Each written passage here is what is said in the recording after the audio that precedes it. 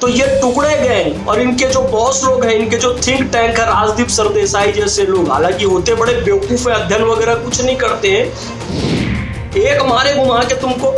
राजदीप सरदेसाई तमीज से बात किया कर।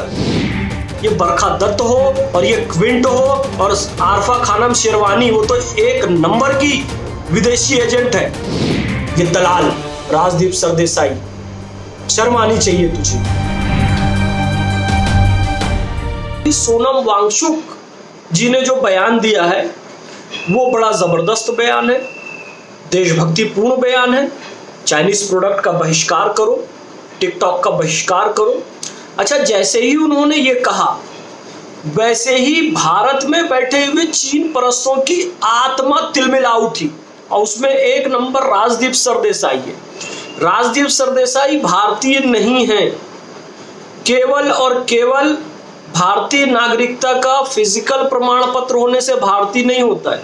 वो अंदर से जो है वो चाइनीज है, वो व्यक्ति पाकिस्तानी है।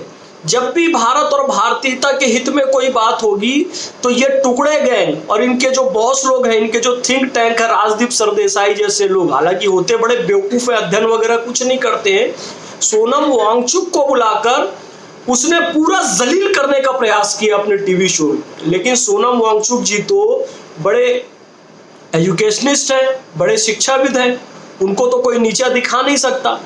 सोनम वांगचुक जी को उसने बड़ा बेइज्जत करने की कोशिश की कि क्या ये प्रैक्टिकली संभव है। उन्होंने बड़े सिंपल उदाहरण देकर समझाया कि चाइनीज प्रोडक्ट का बहिष्कार बिल्कुल संभव है, प्रैक्टिकली क्या। अब जैन परंपरा में, जैन मुनियों में प्याज लहसुन मांस नहीं खाते। कोई उनसे पूछे जी क्या प्रैक्टिकली पॉसिबल है, तो प्रैक्टिकली तो उन्होंने करके दिखा दिया। उनको नहीं खाना है, करके दिखा दिया उन्होंने। So simple, very simple. आप करना चाहो तो कर सकते हो।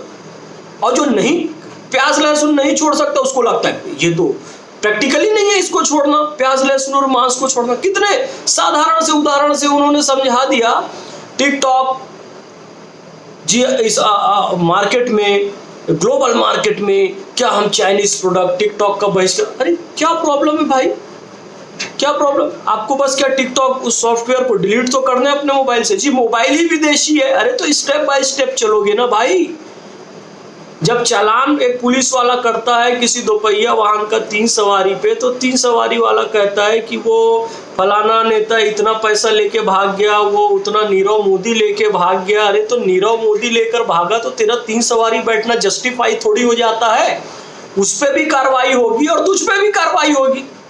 तो हमको चाइनीज प्रोडक्ट का यदि बहिष्कार करना है तो मोबाइल का भी बहिष्कार करेंगे, टिकटॉक का भी बहिष्कार करेंगे, पर शुरुआत तो कहीं से करेंगे। तो शुरुआत ये होगी कि अपने मोबाइल में जो टिकटॉक है उसको अनइंस्टॉल कर दो, शुरुआत तो हो जाएगी।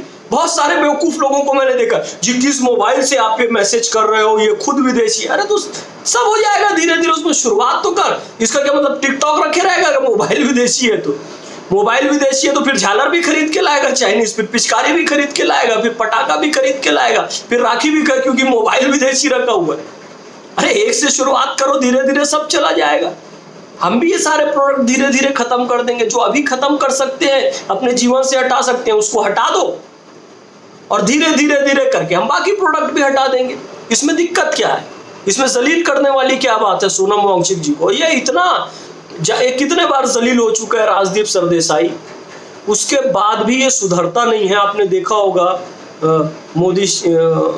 मोदी जी ने, फिर वो मुकेश अंबानी जी से कैसे उल जलूल सवाल करके बड़ा जलील हुआ है। ये अभी भी ये सुधरता नहीं है, सीधा नाम ले रहा है सोनम सोनम। अरे तेरी औकात है?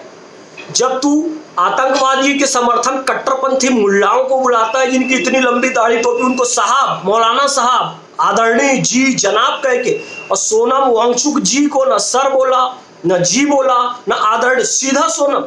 ये इस मीडिया का दोगलापंथ है और सारे मीडियाओं को मैंने यही देखा है। मैं भी जाता हूं तो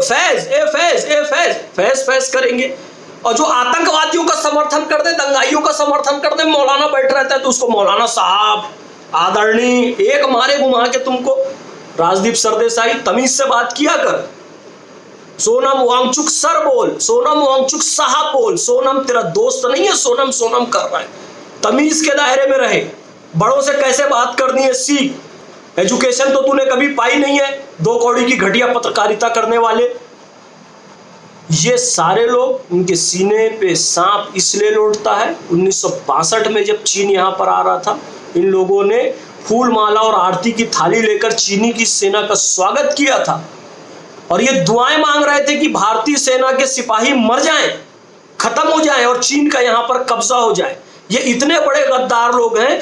चीन से लड़ने के लिए चाइनीज प्रोडक्ट का बहिष्कार करना है और चाइनीज मानसिकता के लोग जो यहाँ रह रहे हैं उनका ही बहिष्कार करना है। अब समय आ गया है, बहुत अभिव्यक्ति की स्वतंत्रता के नाम पे हमने इस देश से गद्दारी करने वाले लोगों को और विदेशी एजेंटों को बहुत झेल लिया। कन्हैया कुमार हो, शहला रशीद हो, स्वरा भास्कर हो, ये राजदीप सरदेसाई हो, ये बरखा दत्त हो और ये क्विंट हो और आरफा खानम शेरवानी, वो तो एक नंबर की विदेशी एजेंट है भारत को तोड़ने में। और ये सपूरा जरगर से लेकर जितने भी इस तरीके के जेन्यू जोकर्स हैं बहुत सारे, वो इन सब को जेल में डाला जाए, कठोर कार्रवाई की जाए।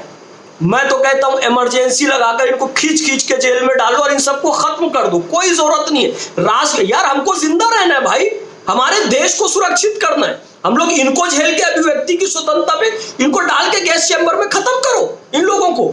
अभिव्यक्ति की स्वतंत्रता का अर्थ ये नहीं कि मैं अपने 130 करोड़ भारतीयों की जान जोखिम में डाल दूंगा, ये लोग चाइना का सपोर्ट करते रहेंगे। इनको खत्म करो भाई, कोई जरूरत नहीं है इनको एंटरटेन करने की अभिव्यक्ति की स्वतंत्रता के नाम पर। इनमें से कोई भी भारतीय नहीं है। भारत का यदि आपको बचाव करना है तो चीन के प्रोडक्ट के साथ साथ चीनी मानसिकता का भी आपको विरोध करना पड़ेगा और इसको समाप्त करना पड़ेगा।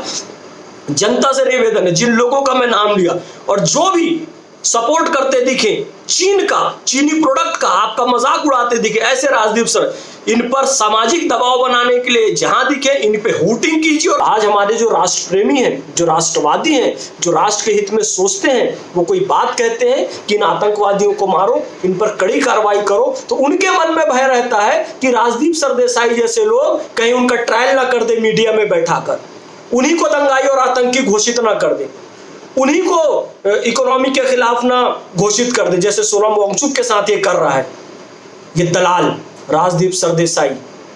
शर्म आनी चाहिए तुझे।